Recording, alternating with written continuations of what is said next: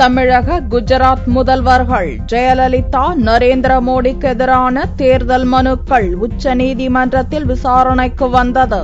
ஜெயலலிதாவுக்கு நோட்டீஸ் அனுப்பிய நீதிபதிகள் மோடிக்கு எதிரான வழக்கை தள்ளுபடி செய்தனர்.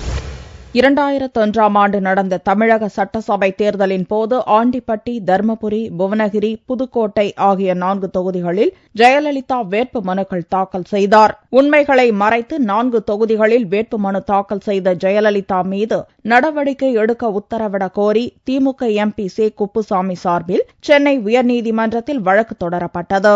கடந்த ஏப்ரல் 19ஆம் தேதி குப்புசாமி மரணமடைந்ததை தொடர்ந்து அவர் தொடர்ந்த பொதுநலன் வழக்கை சென்னை உயர்நீதிமன்றம் தள்ளுபடி செய்தது.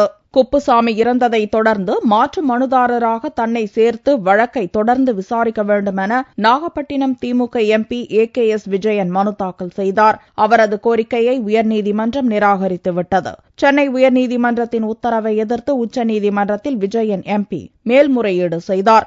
அந்த மனுவை வெள்ளியன்று விசாரித்த உச்சநீதிமன்ற நீதிபதிகள் இது தொடர்பாக பதில் மனு தாக்கல் செய்யும்படி ஜெயலலிதாவுக்கு நோட்டீஸ் அனுப்ப உத்தரவிட்டனர். கடந்த ஆண்டு நடந்த குஜராத் சட்டசபை தேர்தலின் போது முதல்வர் நரேந்திர மோடி தாக்கல் செய்த வேட்பு மனுவில் திருமண நிலை குறித்த பத்தியை பூர்த்தி செய்யாமல் விட்டார்.